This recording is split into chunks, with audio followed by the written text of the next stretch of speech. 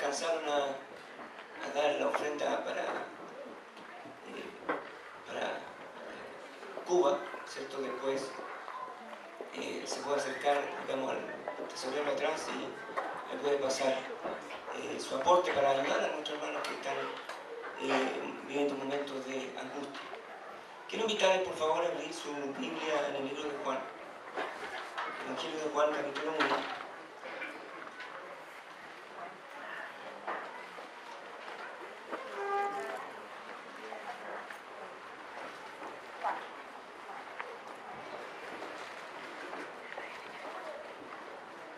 Juan, capítulo 1.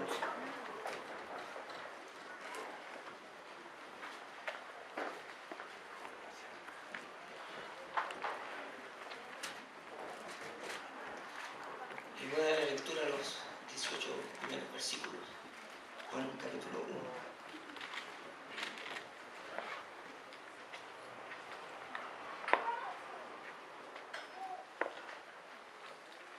Estos versículos realmente exaltan de manera tan profunda a la persona bendita del Señor Jesucristo. Y quien escribe es el apóstol Juan.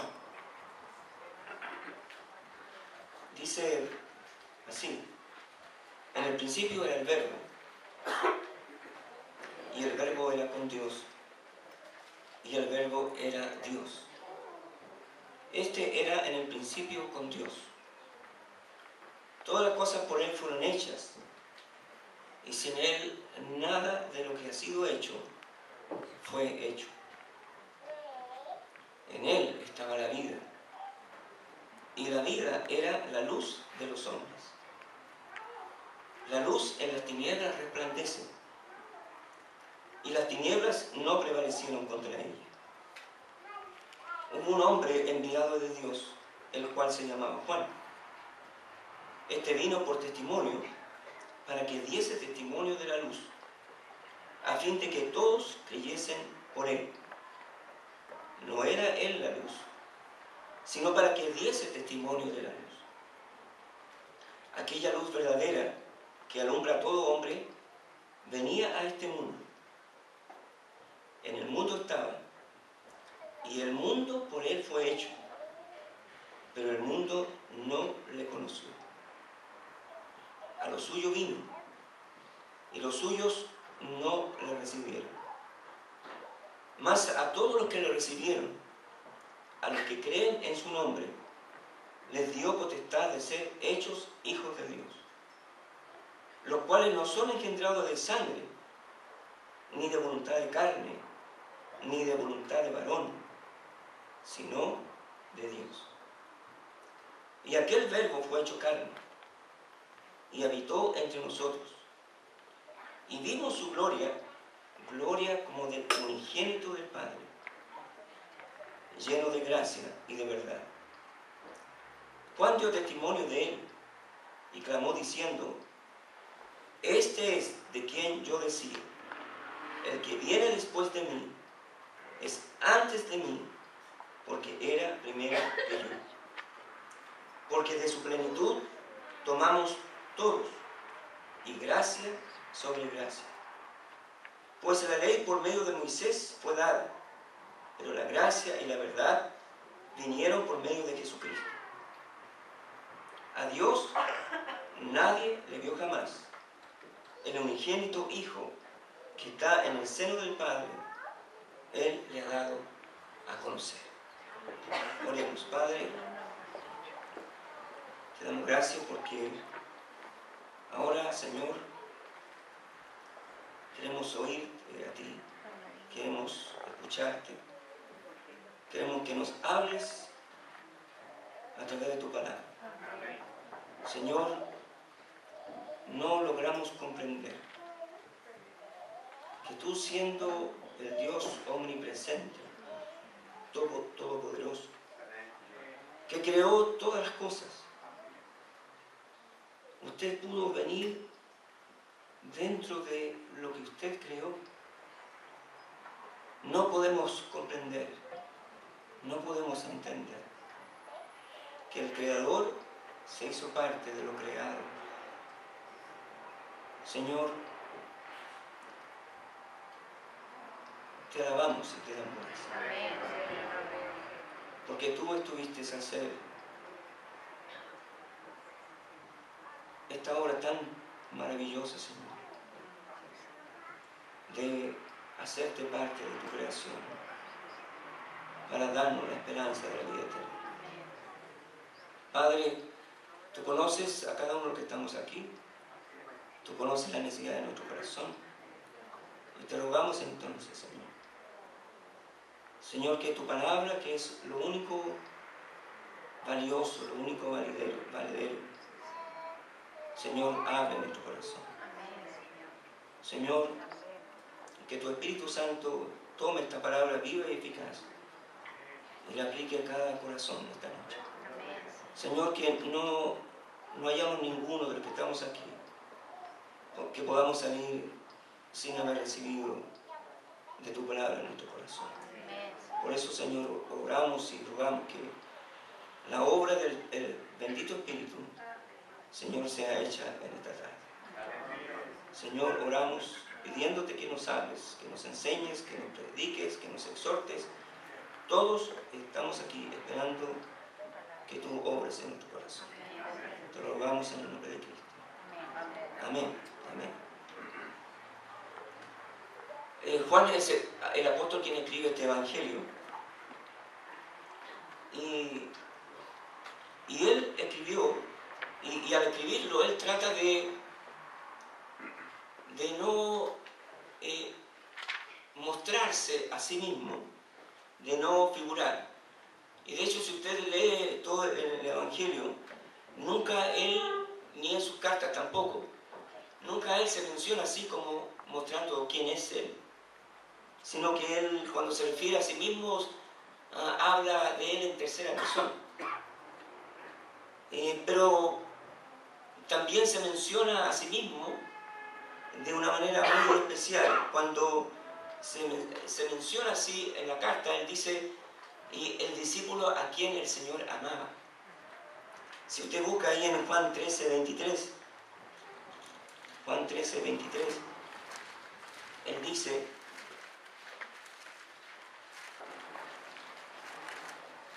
Juan 13:23, y uno de sus discípulos, al cual Jesús amaba, estaba recostado al lado de Jesús. En el capítulo 19, el versículo 26. 19:26. Dice otra vez Juan, refiriéndose a sí mismo, cuando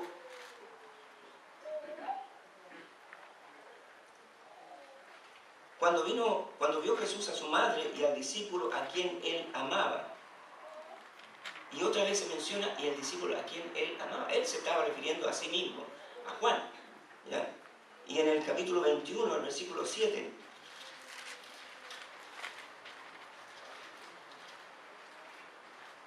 dice, entonces aquel discípulo a quien Jesús amaba, otra vez él se menciona a sí mismo, el discípulo a quien él amaba.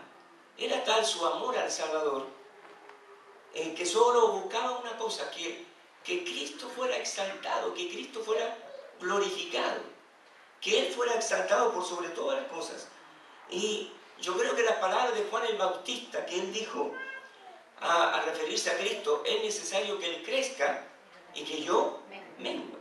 Entonces las palabras de Juan el Bautista fueron una verdad, una realidad en su vida.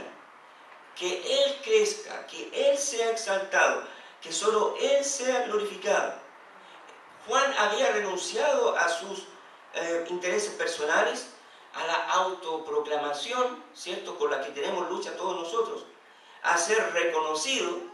Él dejó a un lado todas estas cosas y solo buscaba una cosa en su vida, que Jesucristo reciba toda adoración, que Jesucristo reciba todo reconocimiento y que Jesucristo reciba toda la gloria, toda la gloria.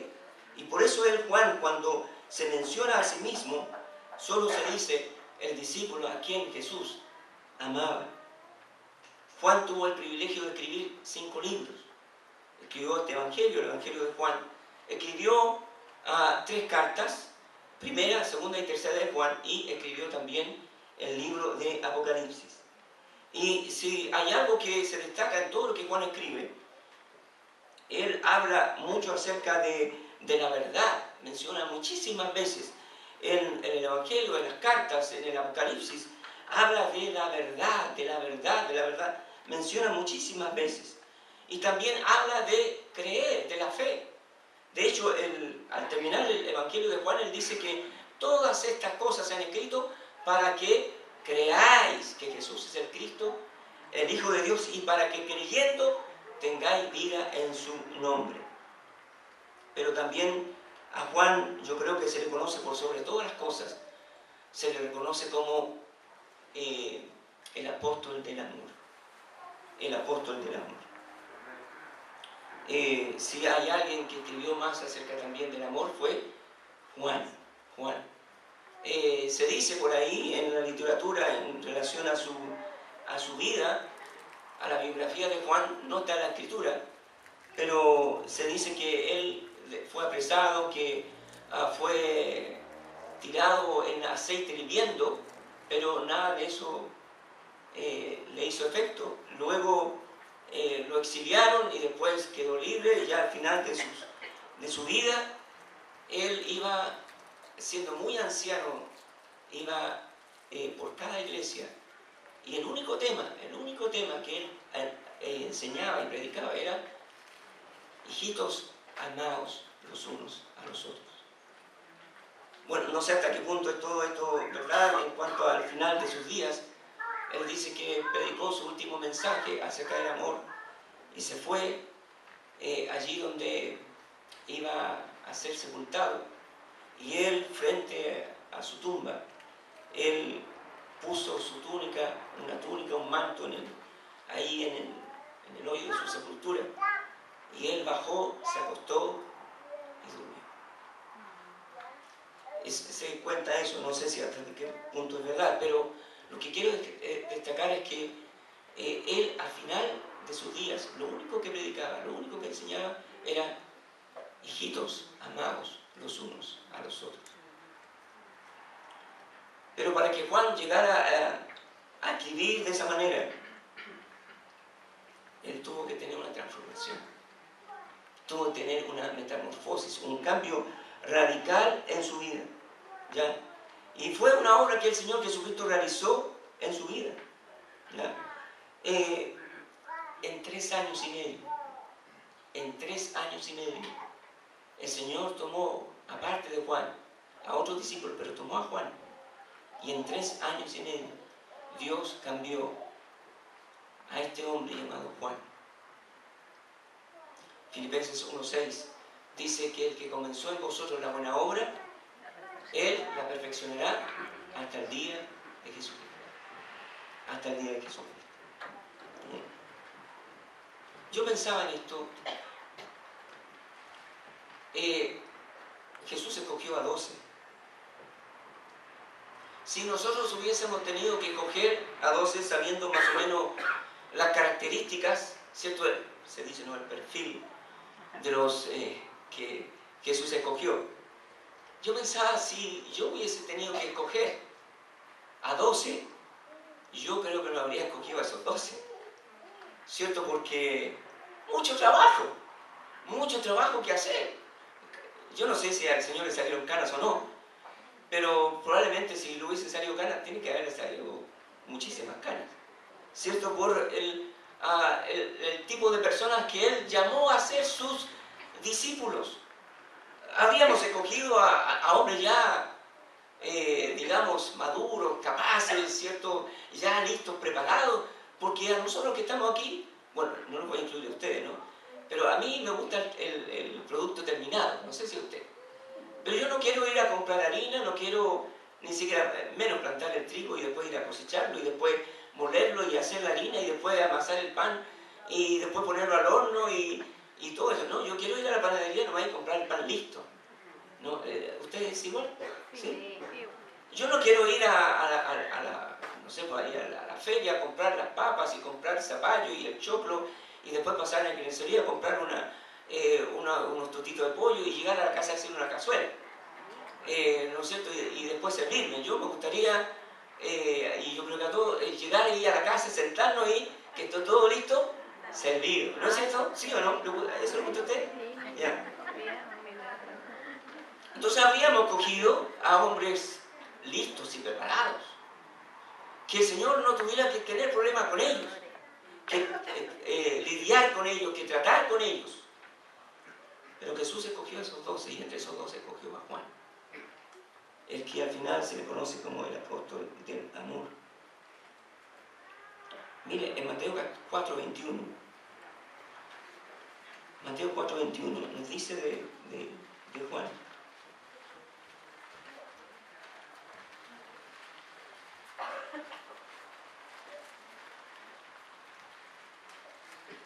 Dice Juan 4:21, pasando de allí, dio a otros 2 hermanos, Jacobo, hijo de Zebedeo, y Juan, su hermano, en la barca con Zebedeo, su padre, que reventaban sus redes, y los llamó. Juan era un pescador. Hermano, un pescador. A mí me gusta mucho el mar. Me gusta Valparaíso. Y hermano, los pescadores de aquí y en la quebrada de aquí son todos iguales. No sé si son todos iguales, ¿ya?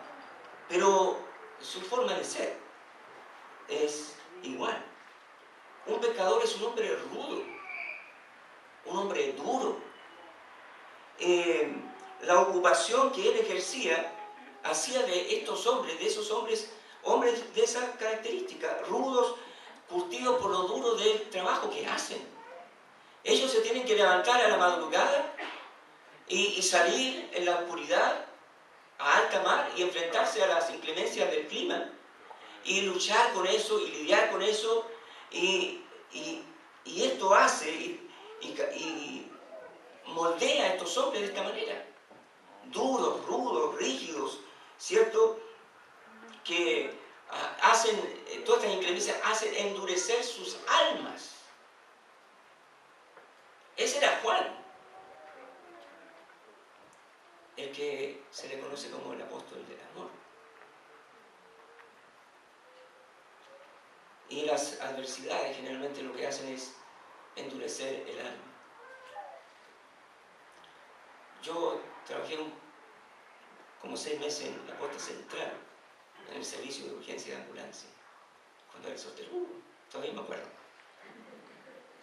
Y ¿sabe una de las cosas que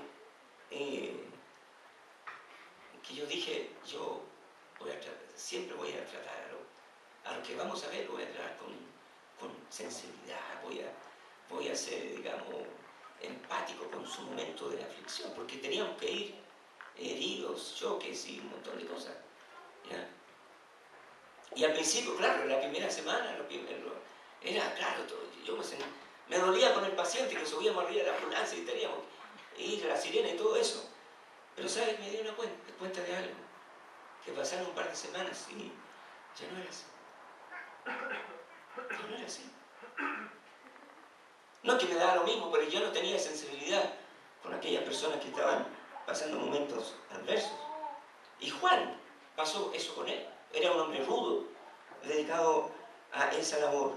En Marcos, capítulo 3 y el versículo 17, nos habla también, aparte de su labor, parte de su carácter. Marcos 3, 17.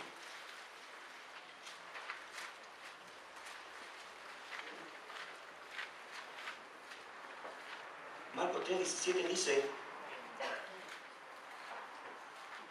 cuando Jesús llama a los 12, y dice en el 17, a Jacobo, hijo de Zebedeo, y a Juan, hermano de Jacobo, a quienes apellidó Boanerges, esto es, hijos del trueno.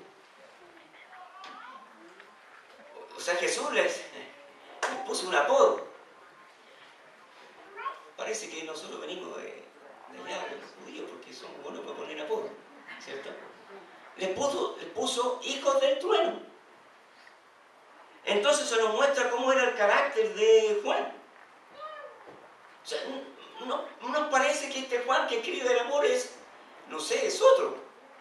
Es alguien distinto, porque este era impetuoso, era fiero, era bravo, de los bravos, ¿cierto? Que se ponía las botas y las coloraba.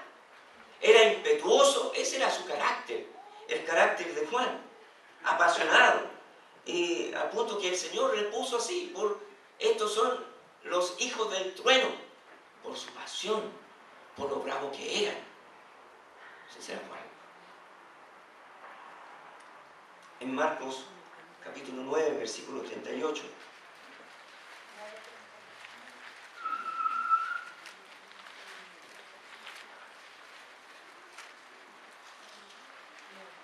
Marcos 9, 38.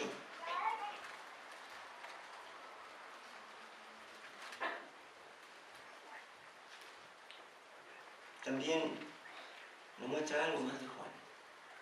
Juan 9, 38 dice, Juan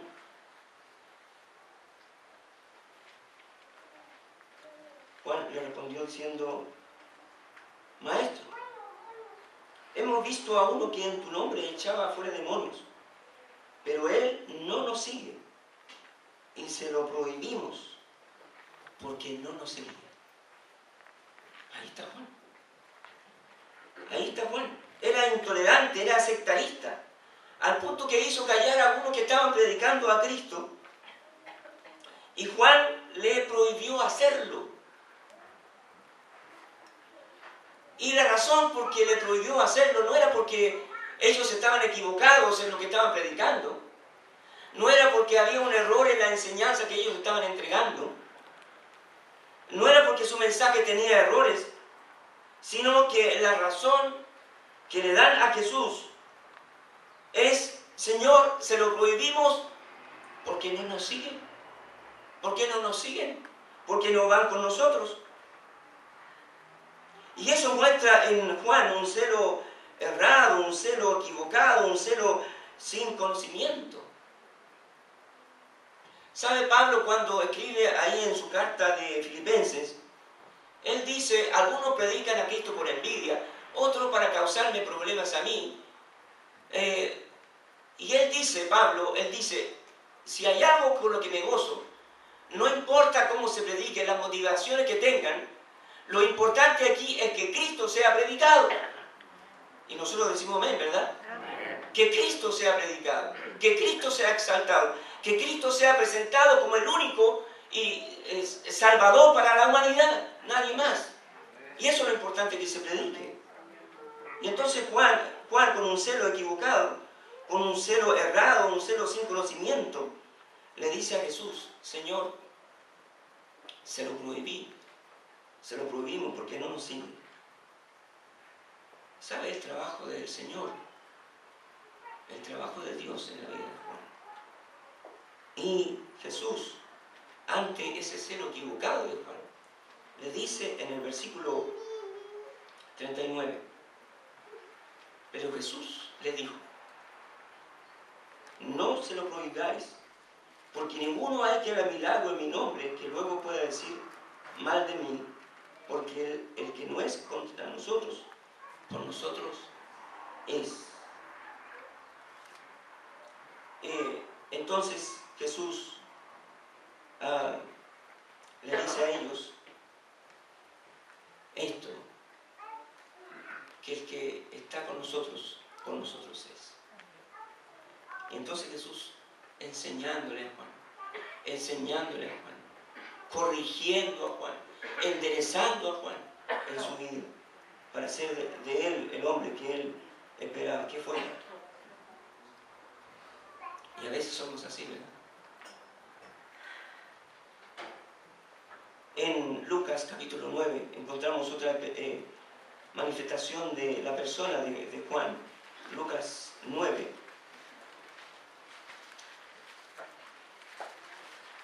Versículo 51.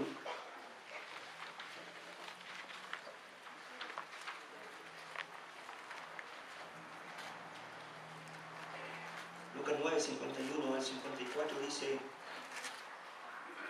cuando se cumplió el tiempo en que él había de ser recibido arriba, afirmó su voto para ir a Jerusalén y envió mensajeros delante de él, los cuales fueron y entraron en una aldea de los samaritanos para hacerle preparativos, mas no la recibieron, porque su aspecto era como de ir a Jerusalén.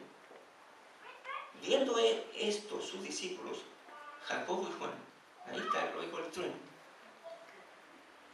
dijeron: Señor, ¿quieres que mandemos que descienda fuego del cielo como hizo Elías y los consuma? El apóstol de amor.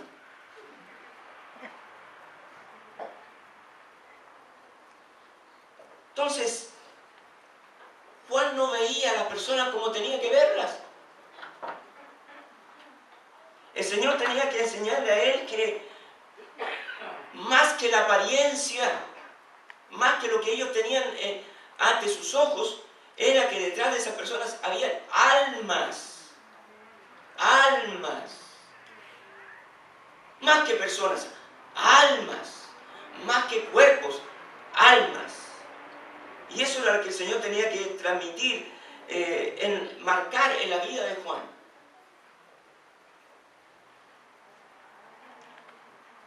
Almas que para Jesús le eran valiosas. Almas para las que el Señor había venido a salvar y a no condenar. Y a no condenar. Y lo que Jesús le muestra a Juan, lo que Juan no veía en esta actitud que él estaba teniendo con esas personas, eran samaritanos. Y lo que el Señor le está mostrando a Juan es que bajo ese celo aparente que tenían por el Señor, no era celo por el Señor. No era celo por el Señor. Lo que el Señor le está mostrando es que bajo ese manto de celo, lo que había en realidad era orgullo. Orgullo, porque no nos dejaron entrar. Nos rechazaron. Orgullo en el corazón de Juan. Y un corazón vengativo. Vengativo. El que me la hace. ¿Lo escucharon? Se han dicho, el que me la hace. Pero nosotros no somos así, ¿verdad? Es el corazón de Juan. De alguna manera, a veces nosotros, cuando alguien nos dice algo, hiere, nos ofende, de alguna manera nosotros queremos tomar la venganza en nuestras manos. De una u otra manera. Y lo que el Señor está tratando con Juan es moldearlo. Moldearlo. Este es el apóstol de amor. Marcos 10. Marcos 10.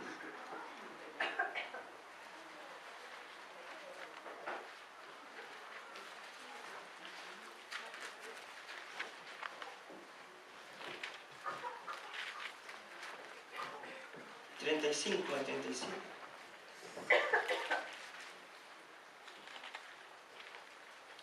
Entonces Jacobo y Juan, hijos de Zebedeo, este parcito,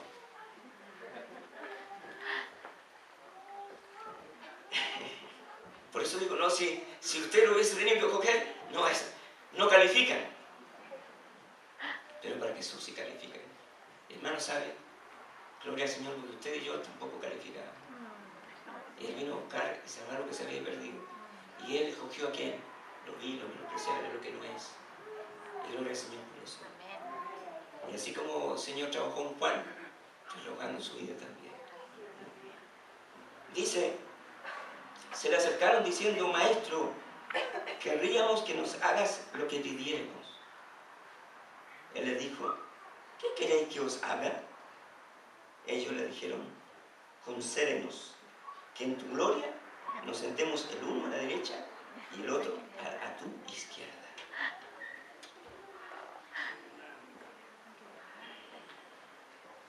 ¿Cómo Juan puede hacer eso? Nosotros le habríamos ganado a Juan. No, ya le habríamos ganado a Juan. Porque somos chilenos.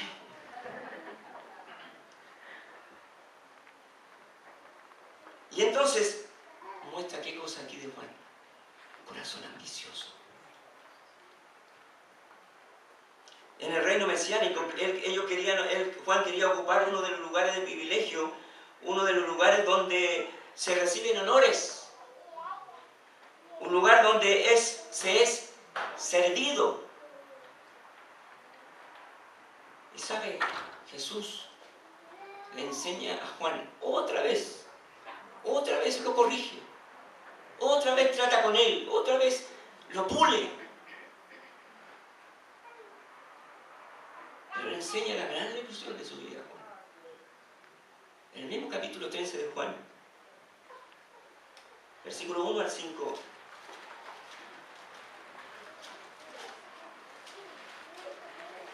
Para que ellos y para que Juan no olvidara esta lección. Jesús corrige este corazón de Juan. Y dice, antes de la fiesta de la Pascua, sabiendo Jesús que su hora había llegado para que pasase de este mundo al Padre, como había amado a los suyos, que estaban en el mundo, los amó hasta el fin. Y cuando cenaban, como el diablo ya había puesto en el corazón de Judas Iscariote, hijo de Simón, que le entregase, sabiendo Jesús que el Padre le había dado todas las cosas en las manos, y que había salido de Dios y a Dios iba, se levantó de la cena y se quitó su manto, y tomando una toalla se la ciñó. Luego puso agua en un lebrillo y comenzó a lavar los pies de los discípulos y a enjugarlos con la toalla con que estaba ceñido. Juan quería preeminencia. Juan quería fama. Juan quería ser servido. Y Jesús le enseña una lección en su vida. Siervo. Siervo. Y lo corrige Jesús a Juan otra vez. No estamos para servir. No estamos para ser servidos, sino para servir. Y ese era Juan antes del cambio, antes de la metamorfosis, antes de la transformación, antes que el Señor tratara con su vida. Ese diamante en bruto que era necesario que la mano del maestro lo puliera para que llegara a ser quien fue. El violín estaba viejo, maltratado, lleno de polvo. Y el martillero lo ofreció. ¿Quién da $1 por este violín? Allí $1, $2, $3. ¿Quién da más por este violín? Nadie más.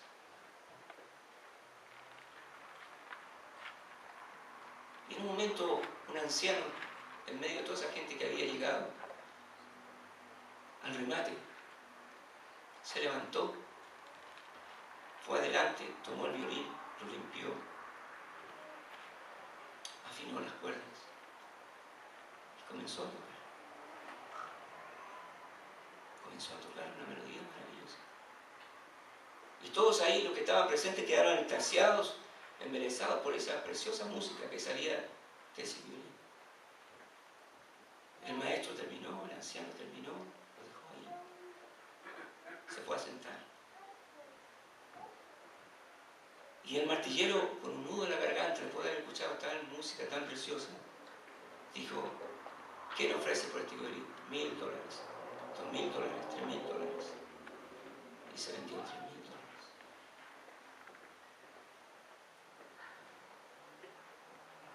Eso es lo que hizo el Señor en la mano en la vida de Juan. Ese Juan que quizás no tenía mucho valor, pero después llegó a ser Juan el apóstol. Juan el que escribió el Evangelio de Juan, Juan el que escribió las tres cartas, y Juan el que escribió Apocalipsis, y que nos ha bendecido a todos nosotros su vida.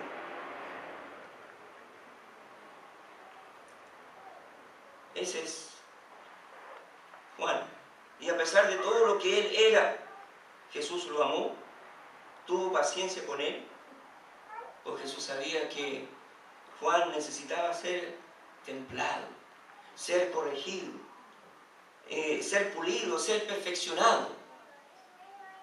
Y ante cada expresión de Juan, ante cada acción de Juan, ahí estaba Jesús puliendo, puliendo, puliendo, puliendo la vida de Juan. Y eso es lo que hace contigo, conmigo. Somos objeto del trato de Dios, del Señor en nuestra vida.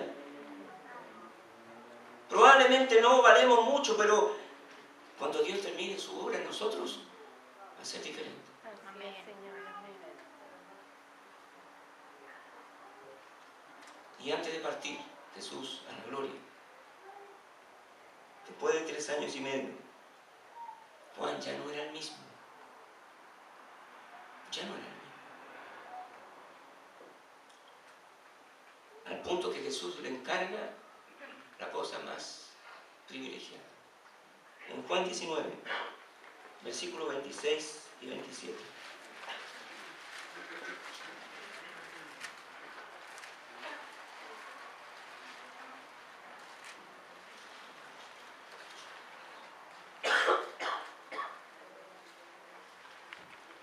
Jesús estando ahí en la cruz del Calvario,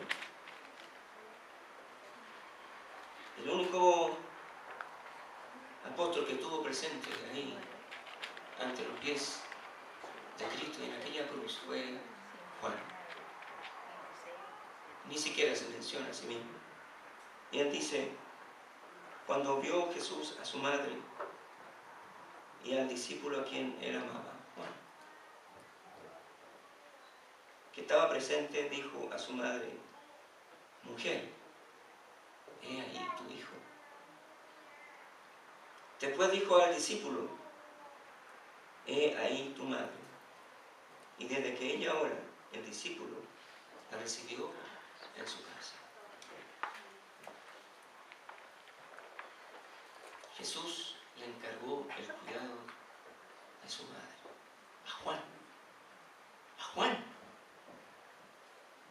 A ese hombre que vimos. Pero ya era distinto. Jesús le confió a Juan, el apóstol del amor, que ya era otro. Porque el trabajo de Cristo había hecho su obra en él. Y él dice la palabra que recibió a María en su casa y cuidó de ella. Jesús sabía que Juan estaba preparado para eso también y para encomendarle la obra del Evangelio al mundo entero. El Señor cambió a Juan de ser un hombre rudo, egoísta, ambicioso e intolerante a ser un hombre que se llega a conocer como el apóstol del amor. Y si Jesús pudo hacer ese trabajo con él, ¿lo podrá hacer contigo? Amén. ¿Tú estás dispuesto a eso? Amén. ¿Tú estás dispuesto a que Él te cambie? A que Él trate en las áreas de tu vida. ¿Con qué cosas te identificas con Juan? Con todas, a lo mejor. Con alguna de ellas. Y tú sabes que tú necesitas ser cambiado en esa área. ¿Y por qué no decir esta noche al Señor, Señor, me dispongo para que tú hagas conmigo lo que tú quieras?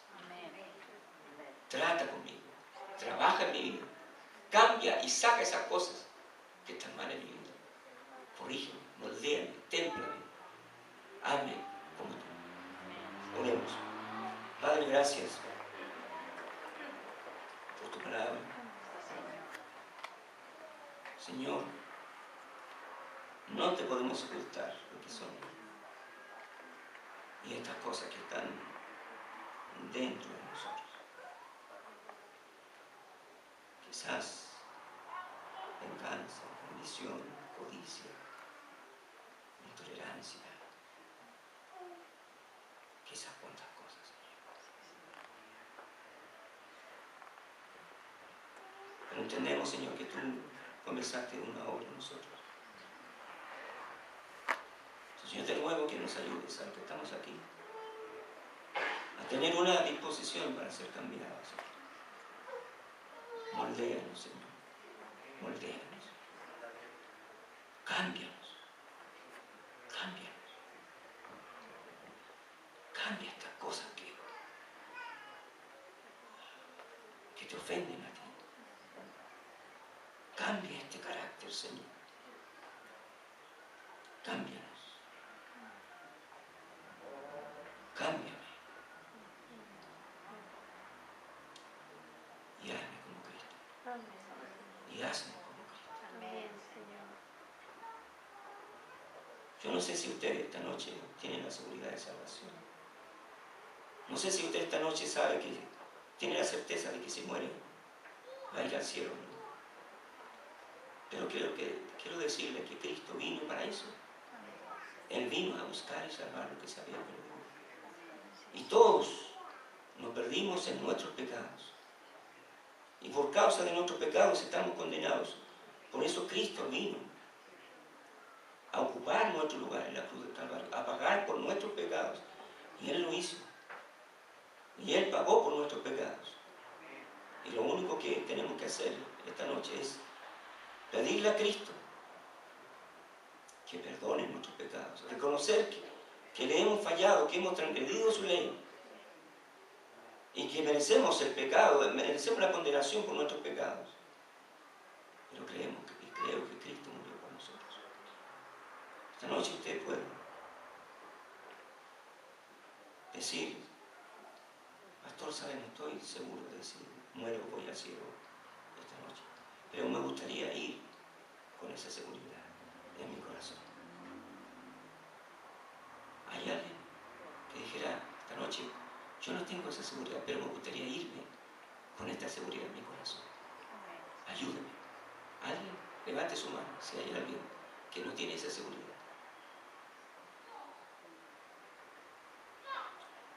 Padre, bueno, gracias por tu palabra esta noche. Nos disponemos para lo que tú quieras hacer en nosotros. Gracias, Dios. Oramos en el nombre de